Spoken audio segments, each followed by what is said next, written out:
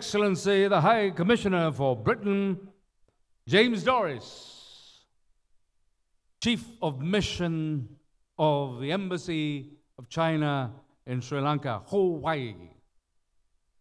Here now is the Deputy Head of Mission of the European Union, Thorsten Bergfrede. Her Excellency, the Ambassador for the Netherlands, Joanne Dunevart. His Excellency, the High Commissioner for Bangladesh, Riaz Hamidullah. High Commissioner for Malaysia, Tan Yang Thai. His Excellency, the Ambassador for Indonesia, Igustin Ngurah Ardiasa. His Excellency, the High Commissioner for Canada, David McKinnon. Excellency, the Ambassador Hans-Peter Mock. His Excellency, the Ambassador for Turkey, Tunca Uçuheda. We have collected close to 250 questions. So I looked at a lot of the questions and I bucketed them under 3 categories. I felt I bucketed one as the silly and the wild questions. The second, the reasonable questions. And the third one, what I felt was the decent questions. So what I've done is I've picked 12 of the decent questions, dropped it into a little bucket that will be sent around, and you can each pick a question and then answer that. But before I get to that, some of the popular questions that were asked were, what are the opportunities for Sri Lankan companies in your countries? Make visa processing much more simple for us. Don't issue too many negative travel advisories, we are a safe country. Organize more productive business visits. And Port City, what are the opportunities for us? So we'll get to that later. So some of the silly and wild questions were, where is India in this panel? We invited, the High Commissioner is busy. Sri Lanka has taken a lot of debt from China. We need a JP Morgan to restructure the debt. Why has the West stopped giving Sri Lankan grants and development aid? It is now more with China, India, and Japan. What is the new definition for diplomacy after Trump and Kim's diplomacy? The final question is, what is the new normal for an ambassador? Dinesh, one more. We need to put it in context in terms of this is not a political discourse. It's more to do with economic diplomacy and comments made by all the ambassadors in the spirit of friendship and based on long-standing relationship with Sri Lanka should not be construed as interference in internal affairs, please. So that we can have frank discussion. Thank you. Right. In the interest of time, can I start with the Malaysian ambassador? Yes. Yes. The mic is there. You might as read the question as well, if you can. Yeah. Yes. How are your countries, such as yours, benefiting from the economic diplomacy, and has the job description for an ambassador changed in the last 5 years? If yes, how? Also, how has social media impacted the job role of a diplomat? Wow. I have quite a tough one. Yes. Well, I must say, yes, economic diplomacy is always very important to Malaysia. And Malaysia has benefited tremendously from this economic diplomacy. I just wanted to recall our Prime Minister Tun Mahathir, when he was re-elected again in last year, May. The first thing he did was he traveled to Japan. And why Japan? Because Japan will be able to invest, will be able to also consider giving loan. And it is economic diplomacy that has come out top when the new government took over from Malaysia. And again, I'm also we're going to be very brief regarding the my job, yes, has changed tremendously for the past 5 years because of the impact of the social media. I think all Malaysians will exactly know what you're doing, because we are on Twitter, we are on Facebook, and this has added pressure to us, and we have to act very quickly, especially in assistance to our nationals if they are facing some difficulties. We have to be forthcoming, and also need to be seen to be rendered assistance immediately. And this is, I think, my colleague from other ambassadors also will agree with me. And these are the things that are facing us today. And social media, yes, of course, we have to react to them almost immediately, and also have to be very active. I don't think when I joined the Ministry of Foreign Affairs 20 over years ago, internet was just about to become explosive. So during the time, I still remember we are still using Telegram, Telex, and fax, you know. But now I don't think we are doing with that traditional way of communication anymore. Everything is through mobile phone, everything is very fast, computer and things. So yes, tremendously. Yeah, that's what I want to say about that. Thanks. Ladies and gentlemen, the question I have is, what are the pros and cons for having free trade agreements for an emerging economy like Sri Lanka? I would say that the overriding benefit that flows from free trade is prosperity. And that is the reason why the British government, whatever happens about Brexit, I may say, but the British government is and will remain a determined advocate of free trade around the world. Free trade agreements bring not least access to markets for exporters on terms which are hopefully either preferential or at least as good as those enjoyed by exporters from other countries. Of course, free trade isn't entirely uncontroversial and does bring some risks. There is the risk of product dumping or the subsidization of manufacturing by governments wanting to flood your market with their own products, but well-drafted agreements should be able to handle that, and that is not a good argument for saying no to free trade. My final point is, I think, on the danger of over-protectionism. There are good reasons to give some protection to some industries in domestic markets at certain times, in certain circumstances. But the real danger of over-protectionism is that it can facilitate and make it very hard to move on from uncompetitiveness on the part of companies and inefficiencies on the part of companies. And any country is going to be best placed to succeed. Its economy is best placed to deliver when its companies are both efficient and competitive. Thank you. Okay.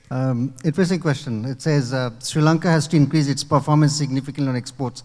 Right now, Sri Lanka is more on low technology products, and how can we move more to exports of high value products? I think, to my mind, three things come. And my first point of reference would be that the four things are in motion and changing rapidly unless we know. Future of production, future of enterprise, skills, learning. No longer we are talking of education. So I think if we look at, we have to get the foundation right. And in getting the foundation right, as much as we are also struggling and we're deeply concerned also in Bangladesh, I think these four should be the pillar in terms of getting there. It's simply not you straight away go into high value or low technology production and all that. The second point would be, I think Sri Lanka is very much in course, and I was in the launching of the National Export Strategy, which is a fantastic product, but I think as was very eminently emphasized by EDB chairperson, you have to get the pudding right in terms of its implementation on constant. I mean, how do you get your policy metrics, regulations, and the operational modus operandi very agile? That would be key. And third would be that how, I mean, in terms of moving from one kind of production to the next one, for example, the world of work is changing. There will be a lot of tensions. Some sectors will be affected, some others might have the product, because when you should have no economy, you will find that kind of seamless. Yeah. So in that, how do you really manage the expectations, worries, and tensions? Yeah. As much as we're also experiencing in Bangladesh, I think that would be a key. So these three should form the larger which Sri Lanka may look at. Thank you very much. Yeah. I have the question, what makes one economy better than the other? And in your perspective, where can we look to grow the Sri Lankan economy? That's not an easy answer, not an easy question to answer. There are very many aspects that are very important to make an economy grow. You need the right preconditions, Yeah. you need legislation, you need good partners, you need money, skilled labor force, a bit of luck. But in Sri Lanka, you have well-educated people, many opportunities, economy is growing, reforms are being implemented. Sometimes you wished it would go a little bit faster. Improved business climate, but you are missing out on the women. And I'm here in this panel. So I have to make that point, and I'm very happy with this question, because I see a huge potential in increasing women's participation in your economy, to create an enabling environment, to treat them equal, to pay them equal, and make them work, so that they can travel safe on the transport here, and combine taking care of the family and also make a career. There's a huge, huge labor force waiting there. So I mean, that would really help your economy forward, I think. If I can intervene there, what is Netherlands doing to improve the female workforce participation? What are the strategies that are being used in Netherlands? Since you referred to it. Yes, I mean, for us it's very, I mean, we are not there yet either. We are only 30% of female ambassadors. Okay. But we try to accommodate, to enable the women to work. So there's taking equal care of the family. So there's for the male and the female, both the parents will have leave, so they both can have a family and work. So it's really dividing indeed the tasks in your household. Okay. And we have equal pay. Okay. And part-time jobs. Okay. That's equal. I mean, it's about the results that you have. It's not about being there from 9 till 5. No, you can switch. I mean, sometimes you can work from home. Yeah. So to facilitate that, indeed, the labor force is also enriched with the women. Okay, thank you. This is a somewhat longer question. Agriculture remains a significant contributor to the Sri Lankan economy. Hence, we need to increase agricultural productivity significantly. What are agriculture-dominated countries doing to improve agricultural productivity? Now, I'm not sure that I'd say Canada is an agricultural-dominated economy, but agriculture is a very significant contributor to our economy.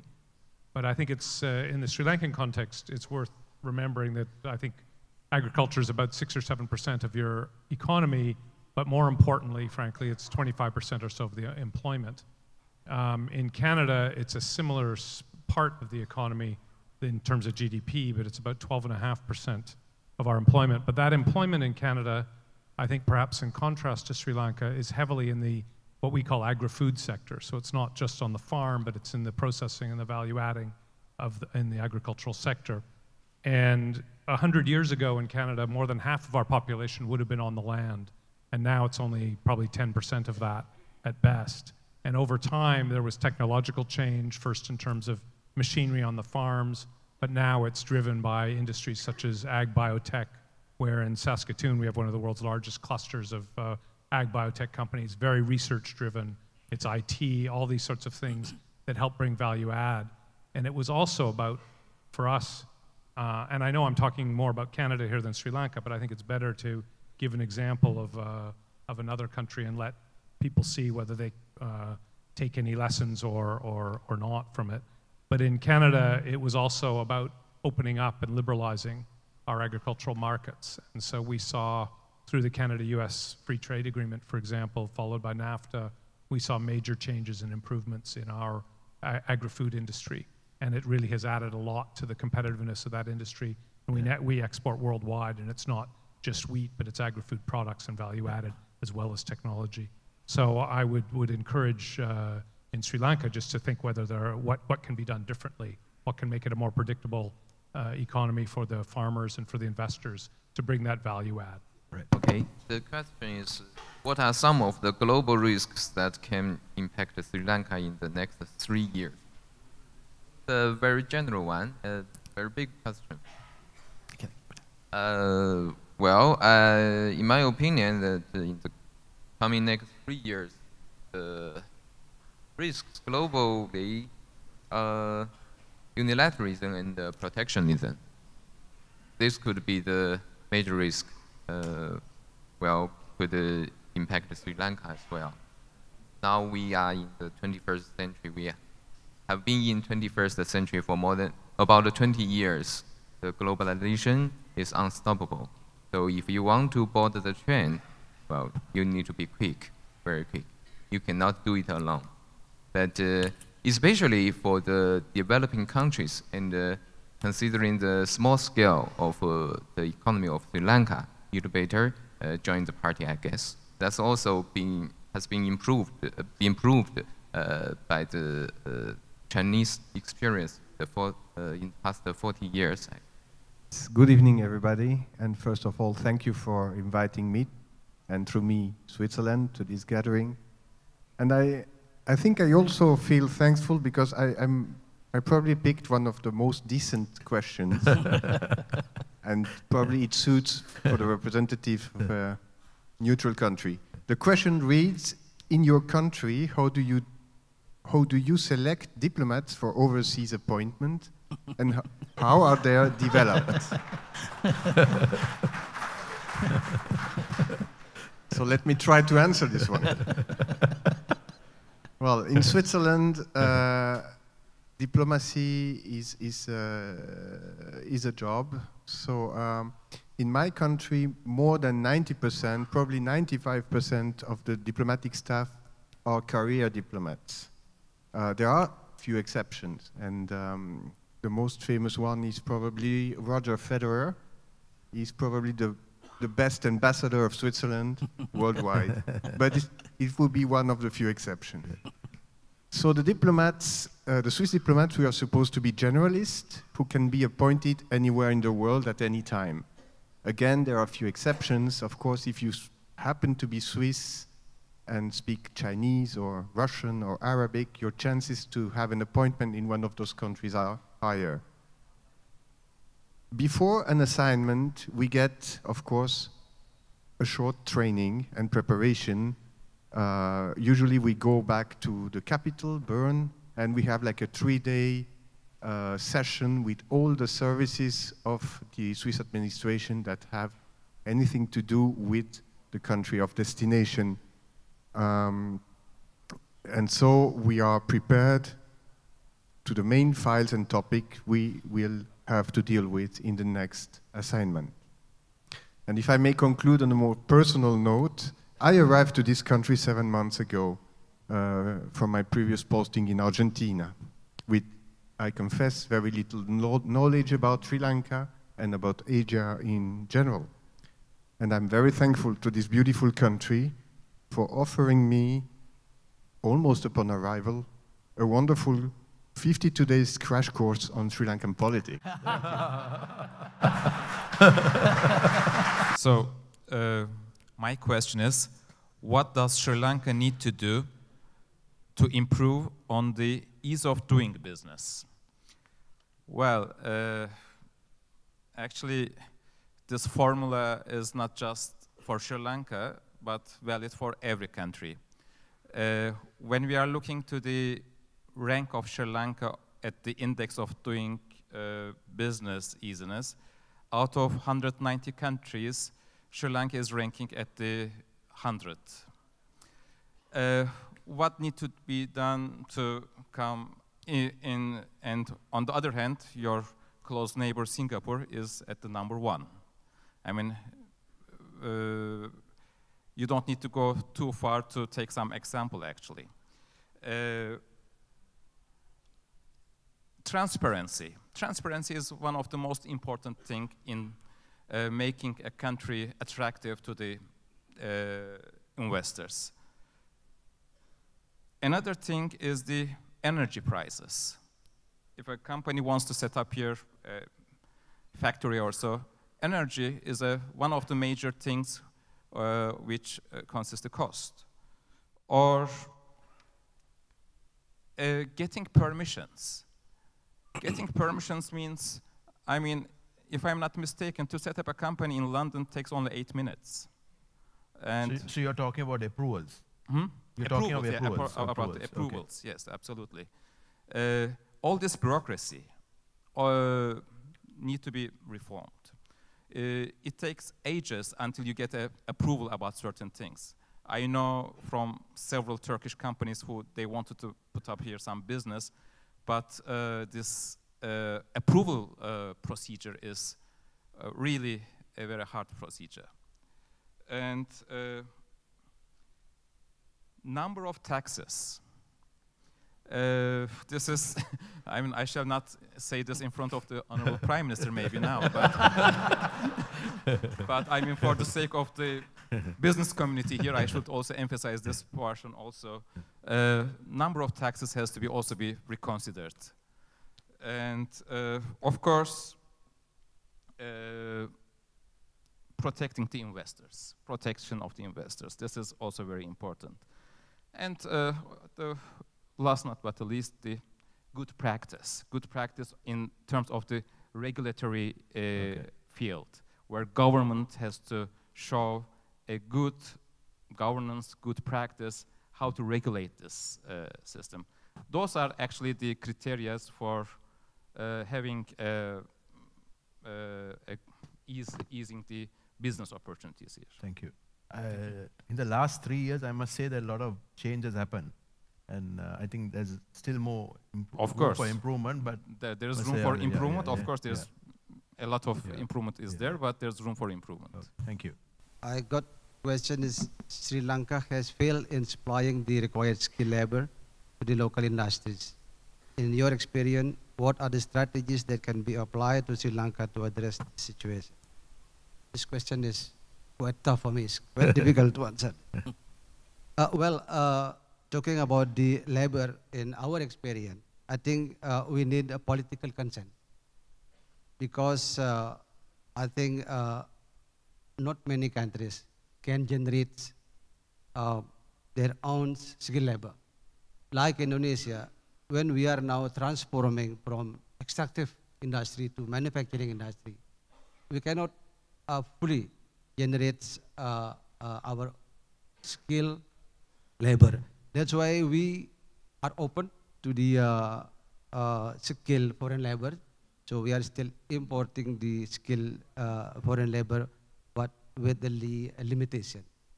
And I think one of the important for us, when we have the ease of doing business, also create the skilled labor in Indonesia. But on top of that, government of Indonesia, of course, have improved the standard and quality of the vocational training in all sectors in our country. Thank you. What are your comments on the current tourism and educational sector of Sri Lanka, and how can we improve? Now, to start with, you have a beautiful island. There's nothing to improve there. That can stay as it is. There's no, there's a beautiful landscape, so the bases are there. On tourism, what we see is a substantial growth already this winter season, but the potential is very high. Compared to other countries like Thailand, for example, there's still a lot of room. And the things that come to my mind to make that happen, but also to manage it well, is first infrastructure.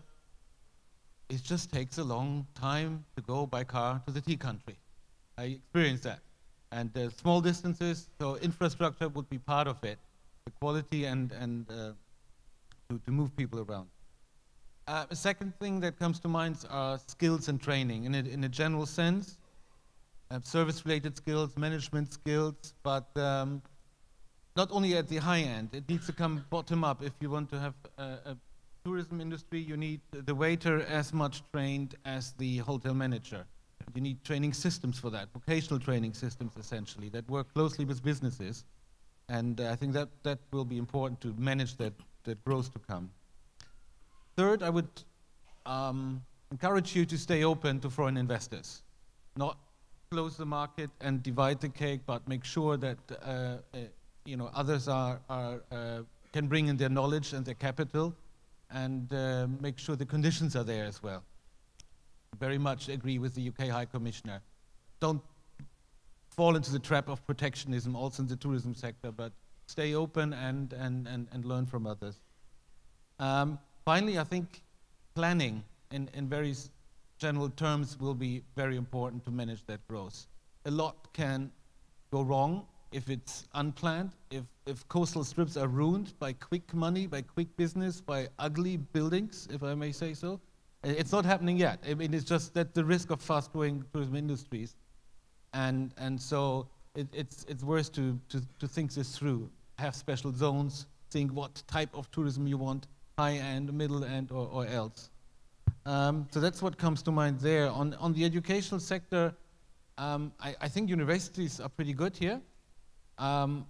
Again, my pledge would be don't forget the vocational training sector, so to say.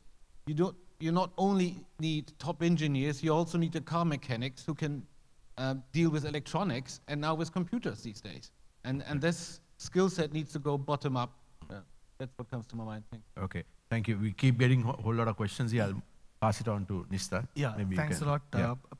First is last 1 decade we are saying that political stability, not only political stability but also while there's stability in politics but also the bureaucracy or civil service or system coming in, falling in place, and the understanding, coordination, coherence in policy are improved much better compared to, I'll be very frank, compared to the previous decades. So that's where we are finding that the graph is picking up, one. Second, apart from whatever is billed as Bangladesh is a more of a shirts to ship story, more in manufacturing and more in export-led growth. I think we opened up the economy much before. By 92, 93, Bangladesh was the most liberalized economy in South Asia. Obviously, there were a lot of pitfalls, a lot of tensions, but we managed it. I think that, to my mind, would come as second. And third would be that while we see all the export-led growth, behind that the real foundation is coming from agriculture, which is not known in mango production, fishes and all that. And I would say that, to my mind, that's most important. Anytime the monsoon going wrong or anything with fertilizer going wrong, that has a hit immediately. And I see Indrajit Kumar, Dr. Indrajit Kumar Asami here, can vouch on that. Even in India. So both Bangladesh and India coming put together, that would be one of the key things which would be important. So these three are put as the kind of forming the main matrix.